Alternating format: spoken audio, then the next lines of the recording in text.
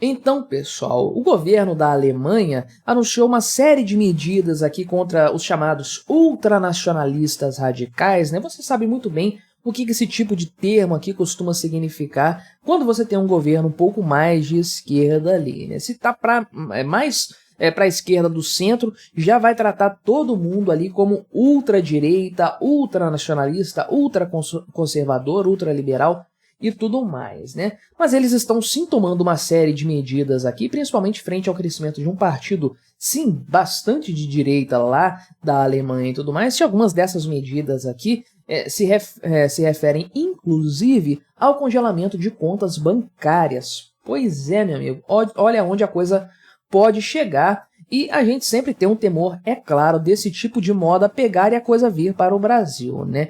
Já acontece bastante, não é? Por que seria diferente se o governo decidisse agir dessa forma contra, sei lá, Bolsonaro ou qualquer outra pessoa de ultradireita aqui no Brasil, né? Então vamos conversar aqui um pouco sobre esse tema aqui, sobre esse assunto, ver quais são esses grupos identificados pelo governo, se eles realmente são um perigo para o país, né? Mas antes disso, não se esqueça, deixe o seu like, o seu comentário neste vídeo, se inscreva no meu canal se você ainda não for inscrito, considere se tornar membro patrocinador do meu trabalho com valores a partir de R$ 1,99 por mês, você me ajuda bastante dessa forma, pode ter certeza disso, né? Então, diversos países do velho mundo ou do mundo desenvolvido estão passando por um processo de nacionalismo muito forte, essa é a verdade, porque décadas aí de progressismo acabaram causando uma série de problemas estruturais, inclusive, na sociedade desses países, né? Uma substituição, por assim dizer, talvez não num sentido assim muito amplo, mas que já acontece em algum nível, da população típica daquele país por outro tipo de população. E isso aconteceu na Europa nos últimos anos também por conta de uma imigração aí praticamente irrestrita. Essa é a verdade. Países europeus foram inundados de pessoas da África, do Oriente Médio aí, que não compactuam dos mesmos valores do povo europeu. Isso elevou taxas de criminalidade em vários países, na própria Alemanha inclusive, na Suécia, que era um dos países mais seguros do mundo, as taxas se elevaram bastante, tudo bem, não chega ao nível do Brasil, é claro, não precisamos exagerar, não é? Mas chegaram a alarmar a população do país a ponto de que os governos, inclusive, estão tomando iniciativas para reduzir o fluxo de imigrantes. Vários governos de direita têm sido eleitos para esses países europeus justamente com essa proposta, justamente com essa pauta política. Restringir imigrações, dificultar o acesso, expatriar imigrantes ilegais e tudo mais, né? Com a Alemanha não é diferente, esse cenário está acontecendo por lá também, mas a Alemanha ainda não elegeu um governo francamente de direita, que de fato tenha esse tipo de mentalidade, esse tipo de propósito aí. Isso aconteceu no Reino Unido, em algo que acabou repercutindo no Brexit, inclusive, né, digamos assim, o mais antigo desses movimentos aí, mais à direita na Europa. Isso aconteceu na Itália também, na Polônia, enfim, em várias partes do continente de fato.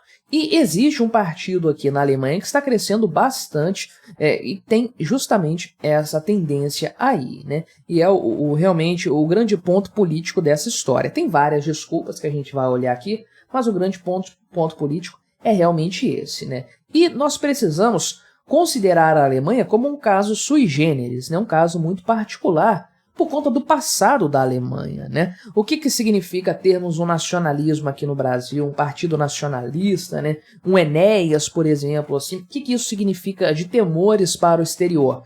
Não muita coisa, porque na verdade o Brasil não tem um histórico nesse sentido, né, de problemas causados aí para o mundo, para países vizinhos, para minorias étnicas, por conta de um governo nacionalista, um governo extremista de alguma forma, né? Mas a Alemanha não é bem assim, ela tem um histórico do nazismo, essa é a verdade, um movimento que cresceu fortemente no sentimento nacionalista do povo alemão, é claro que estava ferido por conta da Primeira Guerra Mundial, e a partir daí galgou degraus para ocupar todas as instâncias do poder no país, arrastou o mundo para a Segunda Guerra Mundial, essa é a verdade, e levou milhões de pessoas para os campos de concentração para serem mortas lá, né, campos de extermínio. Então, existe esse passado, esse histórico da Alemanha, que sempre coloca um pouco mais de peso, um pouco mais de preocupação quando se fala do surgimento de um partido nacionalista ali na Alemanha. E de fato existe aqui o Partido Alternativa para a Alemanha, o AfD, que é muito famoso já porque tem crescido bastante em popularidade lá na Alemanha e que é tratado aqui como ultranacionalista pelo pessoal. Queria saber o que é ultranacionalista, né? Igual ultralibertário, o pessoal fala do Javier Milei, ultralibertário. O que é ultralibertário? Não existe libertário pela metade. Ou você é ou não é. O que é um ultralibertário? Um libertário com um plus, com um adicional? Não faz sentido algum, né? Mas realmente aqui esse partido tem crescido bastante aqui, inclusive, né? E tem sido alvo também desse tipo de política de perseguição a grupos extremistas lá na Alemanha. Então, a Nancy Faeser aqui, ou Faeser, não sei, que é a ministra do interior da Alemanha, revelou um plano, isso ainda é um plano, a coisa não foi colocada em prática aí, mas ele supostamente serve para combater o crescimento do ultranacionalismo do país, que ela classifica hoje como a maior ameaça à democracia na Alemanha. Todo mundo que faz esse tipo de coisa é para defender a democracia, não é? Por que você está cerceando os direitos das pessoas? É para defender a democracia. Mas por que você censurou as pessoas, cortou ali o direito delas falarem? Defesa da democracia, né? Por que essas pessoas estão presas aí desde o dia 8 de janeiro do ano passado até hoje não foram soltas? Defesa da democracia. Mas então, né, de acordo aqui com o que foi apurado a esse respeito, essas medidas aí vão ter controles mais rígidos, por exemplo, sobre o monitoramento financeiro, restrições de viagens e também uma regulação contra a posse de armas por indivíduos ligados a grupos radicais. Então veja como isso aqui é bastante perigoso, né? Olha só, questões financeiras, bloqueio de contas sem dúvidas, né? Restrições para você viajar de um lugar para o outro, eventualmente fugir do país, né? Restrições para portar armas de fogo também. Isso aqui viola praticamente qualquer tipo de direito dos indivíduos. O direito de defesa, o direito de ir e vir, o direito ao sigilo bancário, né? É assim, uma coisa assustadora, eu diria, né? Então, a ministra aí, a Nancy Faeser aí, disse o seguinte: nosso objetivo é utilizar plenamente os recursos do Estado de Direito para assegurar a proteção de nossa democracia, desmantelando redes radicais, eliminando suas fontes de financiamento e confiscando suas armas, né? E aí ela também vai apresentar aqui uma emenda à Constituição da Alemanha para proteger a Corte Constitucional, o STF lá, né, de influências extremistas, e isso aí precisa, claro, como acontece aqui no Brasil, uma maioria de 2/3 para ser aprovada, né? E aí, dentre essas iniciativas anunciadas, a principal delas aqui talvez seja a proibição de armas semiautomáticas aqui e a implementação de uma unidade de detecção precoce destinada a identificar tentativas estrangeiras de influenciar negativamente a opinião pública alemã, né? E aí, supostamente, haveriam grupos estrangeiros que estariam interessados em desestabilizar a democracia do país europeu, né? Vai vendo isso aí. E o governo também quer a ampliação das competências aqui do Departamento Federal de Proteção da Constituição, permitindo aí que contas bancárias suspeitas de ameaçar a ordem pública possam vir a ser bloqueadas, né? E olha só, isso aqui é uma coisa absurdamente vaga. O que é ameaçar a ordem pública, né? Em que grau isso aqui se dá? Apenas palavras ou só ações? Uma tentativa de golpe de Estado talvez justifique isso? Será que é só isso? Ou será que coisas mais sutis também podem acabar caindo nesse problema aqui e tudo mais, né? Então, de fato, essas medidas aí têm vindo na esteira da ascensão do Alternativa para a Alemanha, né? Como partido aí de mais extrema-direita, digamos assim, usando o jargão desse pessoal, né? E o pessoal da direita mesmo criticou essas medidas, falando o seguinte, né? Que o foco do governo está no ultranacionalismo e não em outros pontos aqui, como o islamismo radical e também o radicalismo de esquerda, ou seja, o governo deveria estar combatendo todos os radicalismos e não apenas um suposto radicalismo aí de direita, não é? Mas aí, de acordo com a ministra, não, o governo está combatendo todas as formas de extremismo aí e tudo mais, né?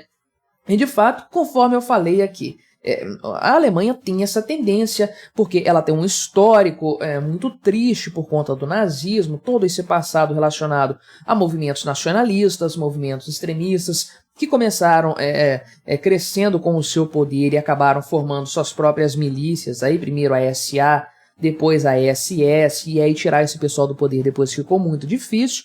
É verdade que tudo isso aconteceu no passado, mas o quanto que essa desculpa não é usada ainda para impedir qualquer discurso de direita, qualquer discurso nacional, que não é um perigo nem para o exterior, nem para as pessoas que vivem no país. Então, o quanto que isso aí não é usado justamente para perseguir opositores do atual governo. Esse é o grande problema, isso acontece sempre. Aqui no Brasil a gente tem visto isso, medidas autoritárias que violam direitos, inclusive constitucionais dos indivíduos, são tomadas para salvar a democracia, para impedir um golpe de Estado, né? Para impedir que forças da ultradireita, da extrema-direita, causem transtornos à sociedade e tudo mais. Tudo justifica a defesa da democracia, né? Tudo serve para isso. Então, defendendo a democracia, você pode passar com um trator por cima do direito dos indivíduos. Nada me tira da cabeça que é exatamente a mesma coisa que está acontecendo lá na Alemanha. Vai ver que o pessoal viu o Xandão aqui agindo no Brasil, o pessoal lá da Alemanha, e falaram: nossa,